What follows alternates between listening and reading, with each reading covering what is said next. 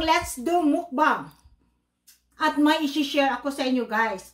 Okay? So, before sa chika natin, at saka sa ikukwento ko sa inyo, ay introduce ko muna itong mga pagkain na hinanda ko. Kasi, today is my day off. Kaya, may chance kami ngayon nakapamalengke at saka nakapagluto. Kasi ito lang talaga ang time na pag day off ko, makapagluto ako at saka para mahanda ang mga babaunin in the next day. Kasi this weekend mag-work ako.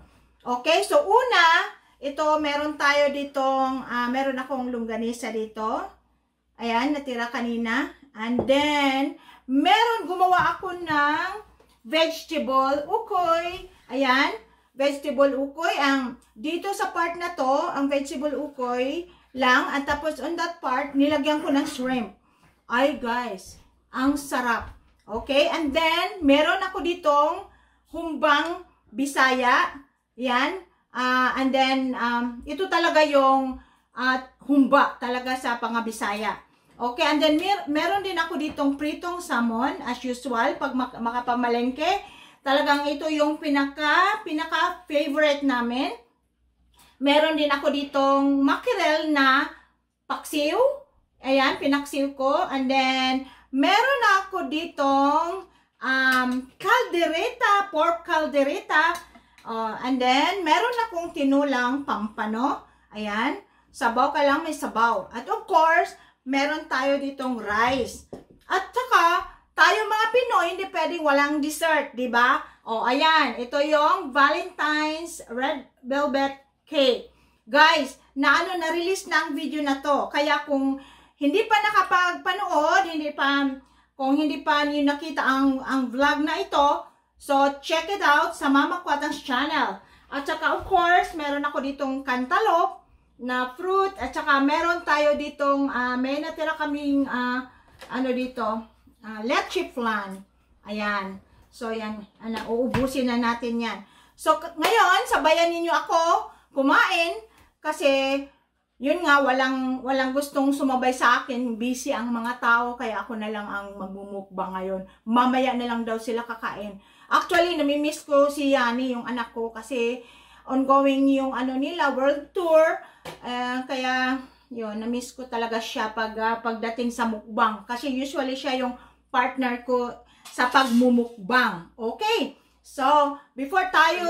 make sure you subscribe to his channel. Okay. And then guys, make sure to subscribe also to Yani and Fabio's channel. And then for their travel tour, meron din silang isang channel na for travel vlogs. Kaya don't forget to subscribe them. Okay? So but before tayo kakain, please sabayan nyo ako. Mga kababayan ko dyan na OFW o hindi man OFW, Luzon, Visayas at Mindanao, lahat-lahat na may family in Dipolog City, sabayan nyo akong kumain. Mag-isa lang talaga ako ngayon. But before that, mag-pray muna tayo. Okay? Father God, thank you for the blessing. Thank you, Lord. You are the source of everything. You are our supplier. Father, thank you for supplying all our needs according to riches and glory. Father, bless the food that I'm going to partake, Lord. And Father, thank you for everything. We ship in Jesus' name. Amen. Amen and amen. Okay? So, ayan. Sige, kuha muna ako ng rice. Ayan, rice ang una. Ayan. And then, of course, gusto ko muna humigop ng tinola, sabaw. Ano lang to guys, ang tawag sa Bisaya sa amin, lauoy. Lauoy lang na tinolang isda, pampano. And then, yeah, higop muna ako ng sabaw.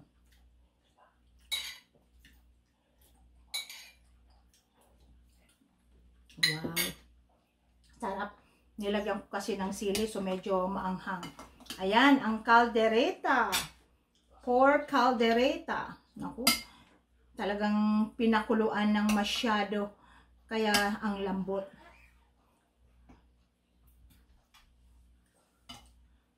So, kumusta na kayo dyan? Mga kababayan ko, kumusta na? Feeling homesick ba? Or nakatawag na ba? Valentine's na! Malapit na ang Valentine's Day. Kaya, ano na, ready na kayo dyan sa, ano, mga Valentine's Day ninyo. Okay? And then, so, sige, kain muna tayo. Oh, gusto ko ang ukoy. Vegetable ukoy. Ayan. Oh, by the way, guys, ganito na lang. Sa mga hinanda ko ngayon, ano tayo, pag votation. Kung ano yung maraming majority na magustuhan ninyo, kung ito yung i-feature natin in the next video. O, kung gusto niyo ng vegetable ukoy or vegetable ukoy with shrimp or itong humbang Bisaya or yung paksiw na isda or of course, kung gusto niyo ang caldereta, pork caldereta, sige, comment below kung ano yung gusto ninyong iluto natin kaya tingnan ko lang kung ang majority, sino yung majority na magkagusto, kung ano yung mga comment ninyo sa comment below, kaya kung anong gusto ninyo na ihanda natin at iluto in the next video. Okay? Sige, kain muna tayo guys, ha? Sarap.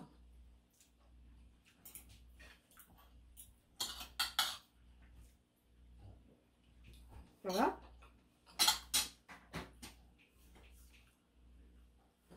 Gusto ko talaga guys, pag kakain ng vegetable ukoy, kailangan suka talaga ang partner. Para sa akin, the best ang suka. Pero yung mga anak ko gusto nila ketchup. So, iba-iba. Iba-iba talaga yung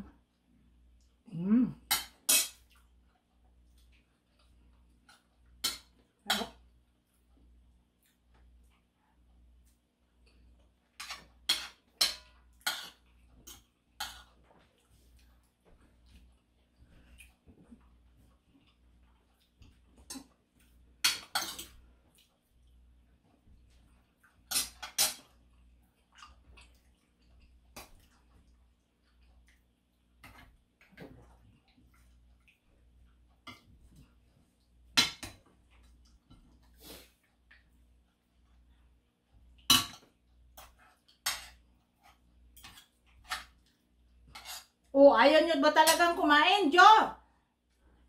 Ma'am? Ayaw? No!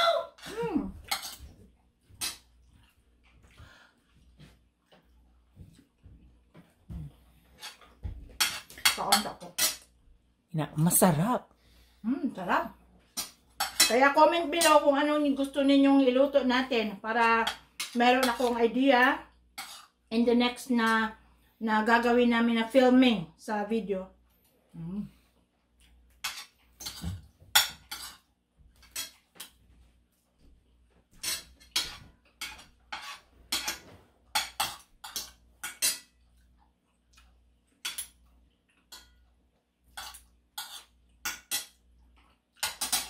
Ang sarap ng ukoy.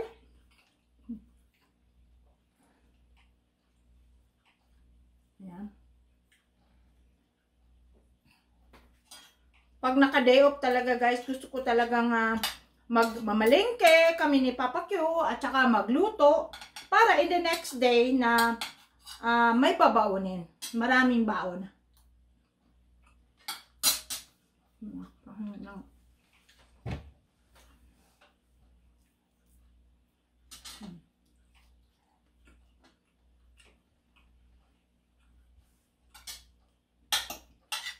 Kain muna ako guys, ha.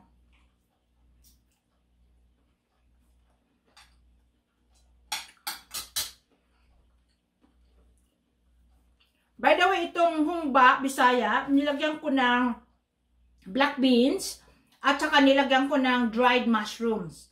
At saka yung dried banana leaves ba to? Anong tawag ito pa? Yung mga ito? Banana blossom. Dried banana leaves ba to? O basta, anong tawag dito? Kaya ito yung talagang specialty namin at saka ang ginamit ko na part sa pork ay yung pata. Kaya, wow. Ang sarap.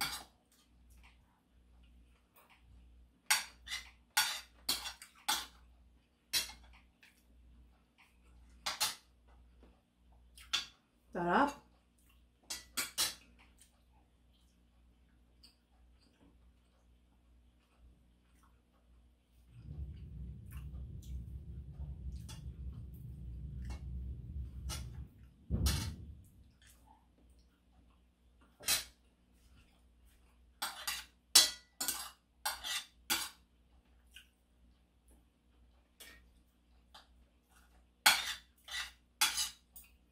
Masarap talaga ang ukoy, guys, pag vegetable. Masarap din pag may shrimp.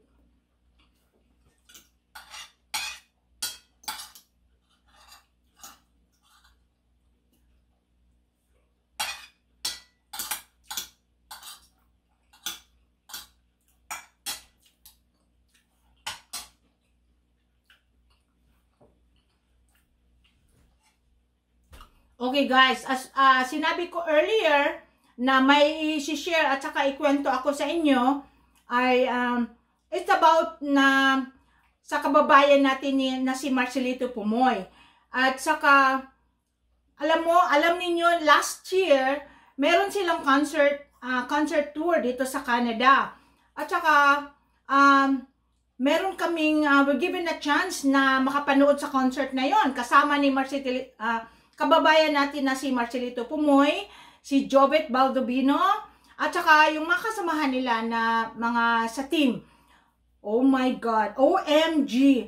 Talagang na-met namin sila kami ni Papa Q kasama noon that time, at saka yung isang couple pa na kaibigan namin. Na-met namin sila at talagang na-witness ko talaga in person, at na-met ko talaga sila in person. Talagang wow! So during sa concert time, of course, doon kumakanta, and then yung ano niya na kanta, The Prayer. Wow, guys, talagang tunay na tunay.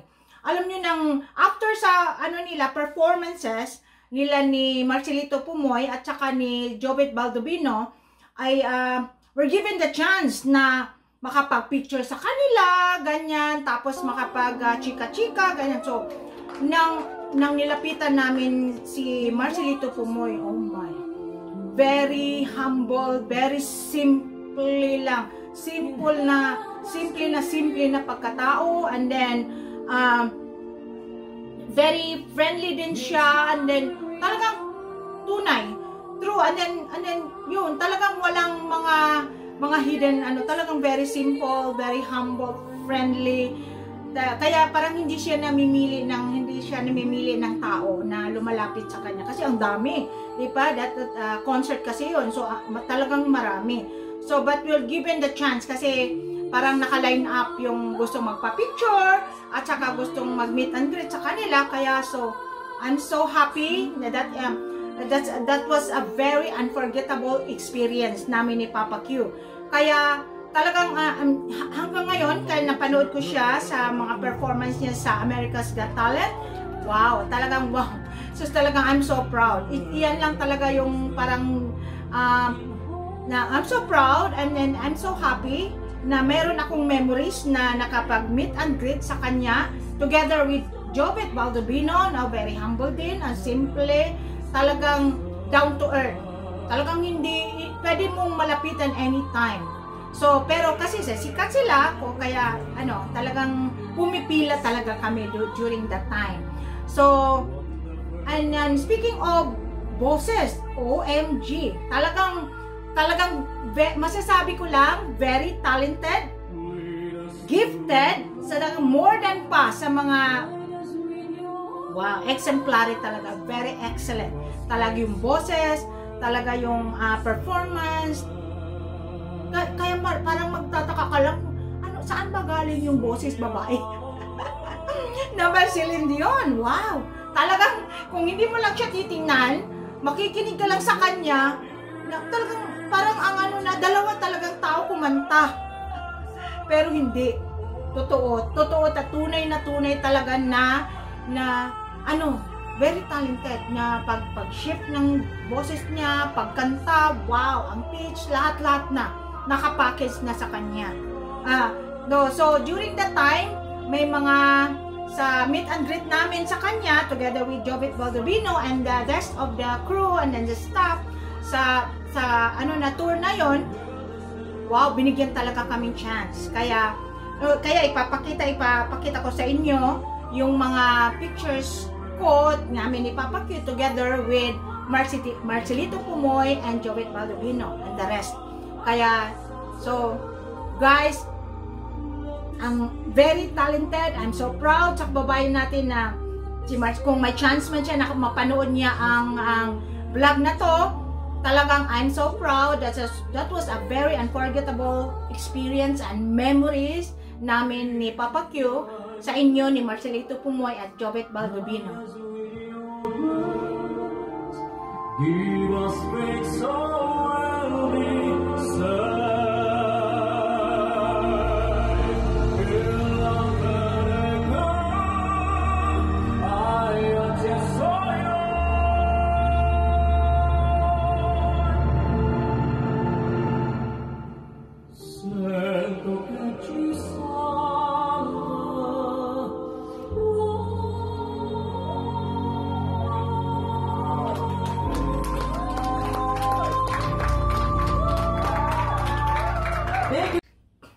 Okay guys, ngayon, panoorin natin yung performance ni Marcelito Pumoy na kinanta niya yung Conte Partero. Yan, okay, sige. Samahan niyo ako guys.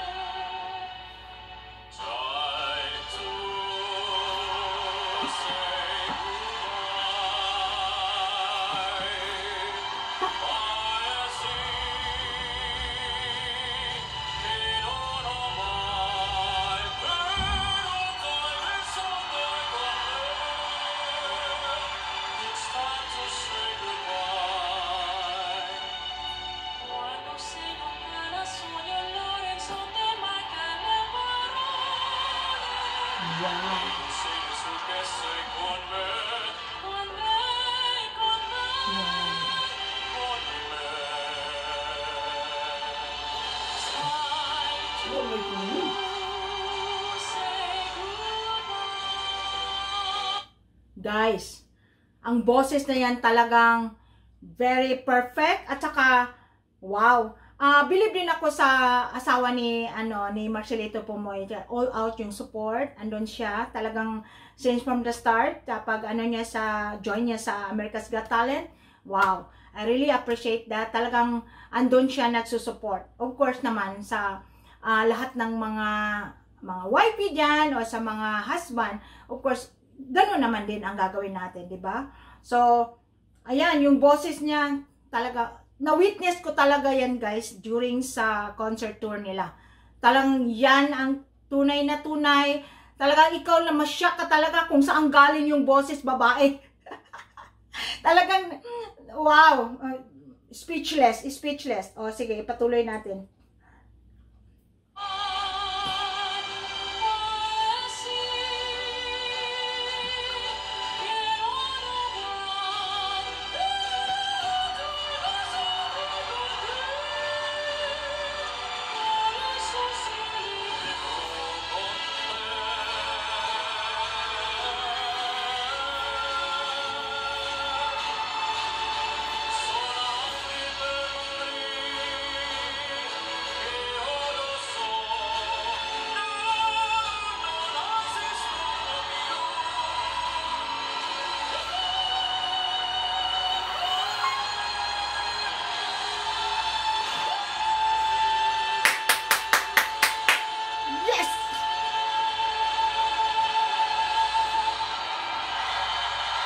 Oh, wow! Excellent! Talagang, wow! Talaga ang pitch, lahat-lahat na nakapackage na sa kanya. Talagang very talented, very gifted talaga itong kababayan natin ni si Marcelito Pumoy. Marcelito Pumoy, I'm so proud of you, kababayan namin. No, talagang nag-follow kami sa iyo, yung mga performances mo, lahat-lahat na. At saka I'm so proud, and me and my family, talagang we are so proud of you na kababayan namin na Pilipino. Yan, you're representing the Philippines, talagang nakaka-proud, nakaka-impress, talaga. You're very much talented, very much gifted, nakaka-inspire ka ng buhay ng tao, talagang doon. And then, kung i-recall natin yung ano niya, life niya before. Naku, hindi pala madali guys. Talagang ang hirap pala ng pinagdaanan ni Marcelito Pomoy. Pero ano ngayon? 'Di ba? Pag may tiyaga, may nilaga. Kaya tiyaga-tiyaga lang. Talagang kung ano man yung mga sitwasyon sa buhay. So yun lang, laban lang tayo. And then one day, a dream come true. So yan, kagaya ng kababayan natin na si Marcelito Pomoy. So, yeah, I'm sure kayong lahat din dyan ay naging proud din sa kanya, sa kababayan natin. And sa the rest pa sa mga kababayan natin na mga singers. Talagang, wow, pagdating sa kantahan no, hindi mabibitin talaga ang mga Pinoy. Kasi mahilig tayo ng singalong. O kayo, mahilig din kayo, di ba? Comment below kung sino yung mahilig magsingalong. So, kami din pag pastime namin, yun lang talaga yung ano namin na magsingalong. Kaya, yun, especially this time na winter time. So, walang masyadong pasyal-pasyal. So, okay guys, tapos na ang ano natin, ang mukbang time at saka sharing time. Sa sinabi ko na earlier, comment below kung anong gusto ninyong ulam na i-feature natin the next video, next vlog. And then, kung itong ukoy, humbang bisaya, kaldereta, at saka yung paksiw, at watch out, na-release na ang video na to. And then, thank you thank you guys na sinamahan niyo ako sa salo-salo natin sa pagmumukbang. At saka, by the way, sa mga kababayan natin dyan all over the world, and sa mga bagong subscribers na nag-hug, nagbisita sa bahay ko, sa channel, thank you so much. And then, guys, may good news din ako sa inyo. Thank you so much. Malapit na din tayong ma-hit natin ang 2,000 subscribers. But for now, we'll still. I know there's more na magkagustong mag-subscribe sa channel natin. Kaya thank you so much from the bottom of my heart. And then, ingat kayo palagi dyan, especially sa virus ngayon na kumakalat all over the world. Let's continue to pray sa China and sa mga kababayan natin dyan sa Pilipinas. Sa lahat pa na mga ingat kayo palagi, stay safe, and then yun nga, required na magsuot ng mask. Okay, so for safety and protection sa inyong lahat. So that's it for this video guys. Please don't forget to like, share, comment below, and subscribe to Mama Kwatang's channel. Bye for now. God bless you all. I love you guys. Bye.